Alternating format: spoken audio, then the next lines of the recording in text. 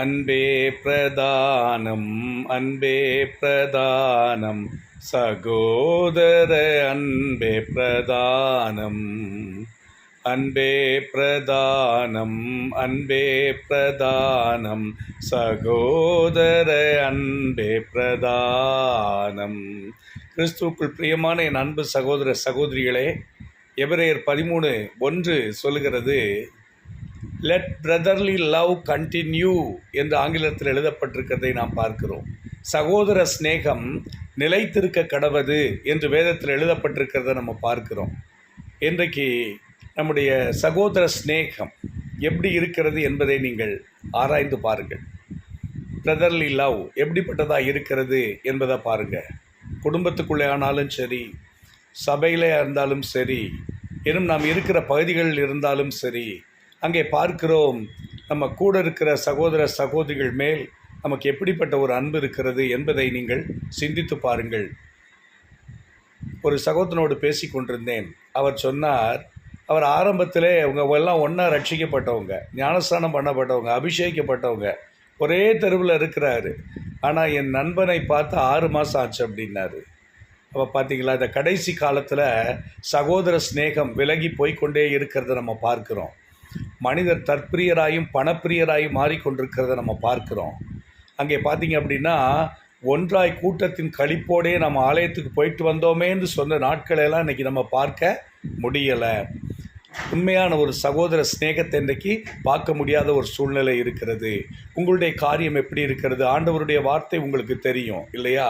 உன்னிடத்தில் நீ அன்பு கூறுவது போல உன் சகோதரனிடத்திலும் நீ அன்பு கூற வேண்டும் என்பதுதான் தேவனாகிய கர்த்தர் நம்மிடத்தில் எதிர்பார்க்கிற, நாம் நிறைவேற்ற வேண்டிய ஒரு பிரமாணமாக இருக்கிறது என்பதை நாம் பார்க்கிறோம். ஸோ இப்போ இன்றைக்கி நம்முடைய இருதயத்தை ஆராய்ந்து பார்ப்போம். சகோதர ஸ்நேகம் எப்படி இருக்கிறது? அந்த ஐக்கியத்துக்கு முக்கியத்துவம் கொடுக்கிறோமா அப்படிங்கிறத நம்ம என்ன செய்யணும்? ஆராய்ந்து பார்க்க வேண்டும்.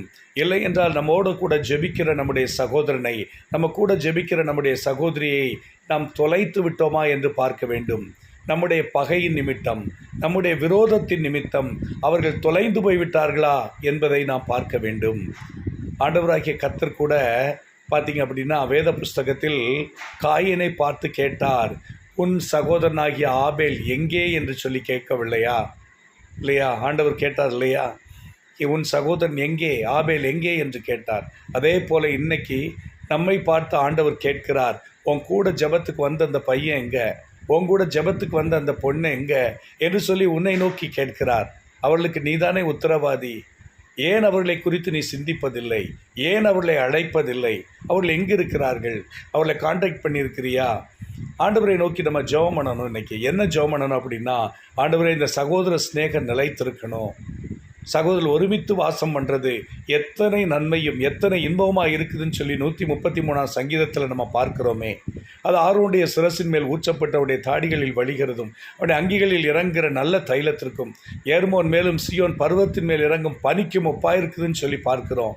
ஏன் அப்படின்னா, அந்த இடத்துல கர்த்தர் ஆசீர்வாதத்தையும் ஜீவனையும் கட்டளையிடுகிறார். சகோதரர்கள் ஒருமித்து ஜெபித்தல், ஒருமித்து ஆலோசித்தல், ஒருமித்து தியானித்தல், இப்படி ஒருமித்து இருக்கிற இடத்துல தேவனாகிய கர்த்தர் வருகிறார். கர்த்தருடைய ஆவியானவரும் வருகிறார். அவர்கள் ஒருமனப்பட்டு ஓரிடத்தில் இருந்த பொழுது பரிசுத்தாவியானவர் இறங்கி வந்தார் என்று சொல்லி நாம் பார்க்கிறோமே. அப்போ இன்றைக்கி நாம் நம்முடைய சகோதரர்களை தொலைத்து, நம்முடைய சகோதரிகளை தொலைத்து நிற்கிறோமா? அவங்கெல்லாம் எங்கே? காணாமல் போன ஒரு ஆட்டை தேடி இயேசு போகவில்லையா? ஸோ உன்னுடைய ப்ரேயர் பார்ட்னர் எங்கே? உன்னோடு கூட இணைந்து ஜெபித்த நபர்கள் எங்கே? அவர்களையெல்லாம் கொஞ்சம் தேடி பார்ப்பியா? ஒருவேளை அவங்க காணாமல் போயிருக்கலாம், ஒருவேளை அவங்க பேக் ஸ்லைட் ஆகிருக்கலாம், ஒருவேளை அவர்கள் அந்நிய நுகத்தில் போய் பிணைக்கப்பட்டிருக்கலாம், கர்த்தரோடு உறவே இல்லாமல் இருக்கலாம். அவங்களையெல்லாம் மறுபடியும் கொண்டு வர வேண்டியது உங்கள் மேல் விழுந்த பெரிய கடமையாக இருக்கிறது. என் அன்பு சகோதரனே, என் அன்பு சகோதரியே, அவர்களையெல்லாம் நீ தேடி பார்ப்பாயா? யோசேப்புக்கு முன்பாக யூதா சொன்ன வார்த்தைகள் உங்களுக்கு ஞாபகம் இருக்கும்னு நினைக்கிறேன். ஆதியாகமம் 44:34 இங்கே என்ன சொல்கிறார் அவர்? இளையவனை விட்டு நான் எப்படி என் தகப்பனிடத்திற்கு போவேன்? என் தகப்பனிடத்திற்கு போனால் அவருக்கு நேரிடுகிற தீங்கை நான் எப்படி காண்பேன் என்று சொல்லி அவர் புலம்புகிறத நம்ம பார்க்குறோம் இல்லையா? யோசேப்பிட்ட தன்னைத்தானே ஒப்பு கொடுத்து என் தம்பியாகி பெஞ்சமினை விட்டுவிடு, அவர் தகப்பனிடத்தில் அவனை கொண்டு போக வேண்டும் என்று சொல்லுகிற வார்த்தைகளை நீங்கள் கேட்டதுண்டா?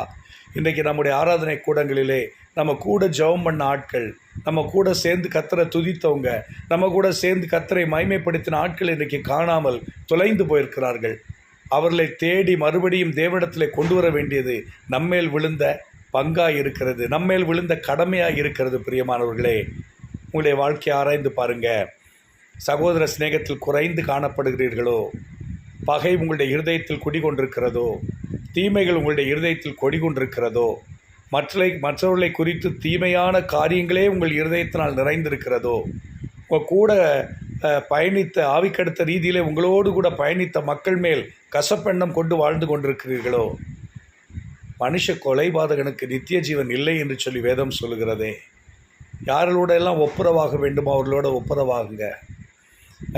பேசத்தகாதவைகளை பேசியிருக்கிறீர்களோ?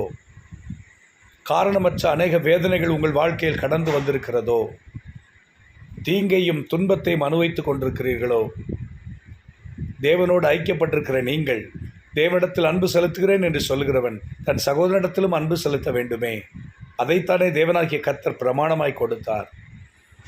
எனவே நாம் செய்ய வேண்டிய காரியம் என்ன? தேவனுடைய வீட்டுக்கு போகும்போது, கர்த்தரை நாம் தொழுது கொள்ள போகும்போது, என் கூட வந்த என் நண்பர்களை எல்லாம் கூட்டிக் கொண்டு போக வேண்டும். என் கூட இருந்த என் சகோதரிகள் யார் யாரெல்லாம் ஜெபத்துக்கு வந்தாங்களோ அவங்களையெல்லாம் நான் அழைத்து கொண்டு போக வேண்டும். அவர்கள் ஒருவேளை தொலைந்து போயிருக்கலாம். அவர்களை தேடி கண்டுபிடிக்க வேண்டிய பெரும் பங்கு உங்களிடத்தில் இருக்கிறது. ஆதியில் நீங்கள் கொண்டிருந்த அந்த சகோதர சிநேகத்தை வளர்க்க வேண்டியது இருக்கிறது. ஆதியில் நீங்கள் கொண்டிருந்த அந்த அன்பை நீங்கள் வளர்க்க வேண்டியது இருக்கிறது. இதை தேவனாகிய கர்த்தர் உங்களிடத்தில் எதிர்பார்க்கிறார். ஒருவேளை உங்களுக்கு யார் பேர்லையாவது கசப்பு இருக்கும் என்றால், வேதனை இருக்கும் என்று சொன்னால், பிதாவாகிய தேவன் கிறிஸ்துவின் நிமித்தம் நம்முடைய தப்பிதங்களை மன்னித்தது போல நீங்கள் ஒருவரை ஒருவர் மன்னிங்கள் என்று வேதத்தில் சொல்லவில்லையா? அப்போ மன்னித்து அவர்களை ஏற்றுக்கொண்டு நீங்கள் தொடர்ந்து தேவனுடைய வழிகளில் நடக்கும்படிக்கு தேவன் அனுக்கிரகம் பண்ணுவாராக.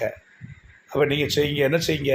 உங்களுக்கு அருகாமையில் இருக்கிற உங்களுடைய நண்பர்கள், உங்களுடைய சிநேகிதர்கள், உங்களோட ஜெபம் பண்ணவங்க, அவங்க ப்ரேயருக்கே வராமல் இருக்கலாம், அவங்களெல்லாம் போய் பாருங்கள், அவங்களோட பேசுங்க, அவங்களிடத்துல உங்களுடைய அன்பை காண்பீங்க. அந்த சகோதர சிநேகம் உடைந்து போயிருக்கிறது, அதை மதுமுதியும் புதுப்பிங்க. ஆண்டவரே எனக்கு கிருபை தாருன்னு சொல்லி கேளுங்க. தேவன் தாமே தம்முடைய அனுக்கிரகத்தை உங்களுக்கு கட்டளையிடுவாராக. நீங்கள் செய்வீங்களா?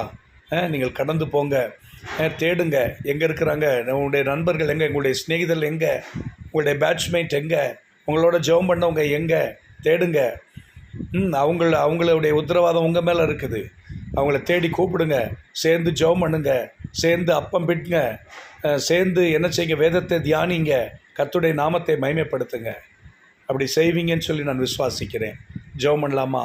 எங்கள் அன்பும் இரக்கம் நிறைந்த எங்கள் நல்ல பிதாவே, உம்மை நன்றியோடு கூட உம்மை துதிக்கிறோம் ஐயா. உடைய வார்த்தைகளை கேட்டுக்கொண்டிருந்த நம்முடைய பிள்ளைகளுக்காக நாங்கள் ஜெபிக்கிறோம் ஐயா. சகோதர சிநேகத்தை தொலைத்து நிற்கிற ஒவ்வொரு சகோதரனுக்காக, சகோதரியினுடைய சிநேகங்களை தொலைத்து நிற்கிற சகோதரிகளுக்காக உம்மை நோக்கி ஜெபிக்கிறேன். கர்த்தாவே, உம்மை ஸ்தோத்திரிக்கிறோம். ஆதியிலே தேவன் பேரிருந்த அன்பு குறைந்து போகாதபடி, ஆதியிலே சகோதர சகோதரிகள் மேல் கொண்டிருந்த அன்பு குறைந்து போகாதபடிக்கு, அது மறுபடியும் உயிர்ப்பித்து புதுப்பிக்கப்படும்படிக்கு என் தேவனாகிய கர்த்தர் நீர் அனுக்கிரகம் செய்யும்படிக்கு ஜெபிக்கிறோம். கர்த்தாவே, இந்த ஜெபத்தில் ஈடுபட்டு கொண்டிருக்கிற ஒவ்வொருவரையும் கர்த்தர் தொடுவீராக. ஒவ்வொருடைய வாழ்க்கையிலும் ஒரு மாறுதலை கட்டளையிடுவீராக. மறுபடியும் let brotherly love be restored again, Lord. மறுபடியும் கர்த்தாவே, இந்த இழந்து போன இந்த சகோதர சிநேகம் மறுபடியும் தன்னுடைய ஸ்தானத்துக்கு கடந்து வர கர்த்தாவினுடைய பிள்ளைகளுடைய இருதயங்களை அன்பென்னும் ஆவியினால் நிரப்பும். பரிசுத்த ஆவியுடைய வல்லமை இறங்கட்டும். கர்த்தாவே, நாங்கள் ஒன்றாக இருக்க வேண்டும் என்பதற்காக உம்முடைய இரத்தத்தை சிந்தினீர். நாங்கள் ஒன்றாக இருக்க வேண்டும் என்பதற்காகவே இயேசு நீர் பிதாவை நோக்கி ஜெபம் பண்ணினீர். இதையெல்லாம் நாங்கள் சிந்தித்து பார்க்கிறோம். ஆண்டவரே, என் தேவனாகிய கர்த்தர் இறங்கி மகிமையான காரியங்களை செய்து உடைய பிள்ளைகளை ஆசீர்வதித்து கர்த்தாவே நீர் நம்முடைய இரத்தத்துக்குள் மூடும் படிக்கும், இந்த சகோதர சிநேகம் புதுப்பிக்கப்படும் படிக்கும் கர்த்தர் கிருபை செய்யுங்க. தொடர்ந்து அன்பின் ஐக்கியத்தை தாங்க. தொடர்ந்து உம்முடைய நாமத்தை நாங்கள் ஏகோபித்து கர்த்தாவே உம்முடைய நாமத்தை உயர்த்த கிருபை செய்யுங்க. நம் துதி வல்லமைகளை உமக்கே செலுத்துகிறோம். இயேசு கிறிஸ்துவின் நாமத்தில் ஜெபிக்கிறோம் நல்ல பிதாவே. ஆமேன், ஆமேன். மெய்யாகவே கர்த்தர் இந்த வார்த்தையின் மூலமாக உங்களோடு கூட பேசியிருப்பார். உங்களுடைய சகோதரரை தேடி ஓடுங்கள், உங்கள் சகோதரியை தேடி ஓடுங்கள். அவர்களோடு இருக்கிற அந்த ஆவிக்குரிய நட்பை, அந்த ஐக்கியத்தை புதுப்பித்துக் கொள்ளுங்கள். God bless you all.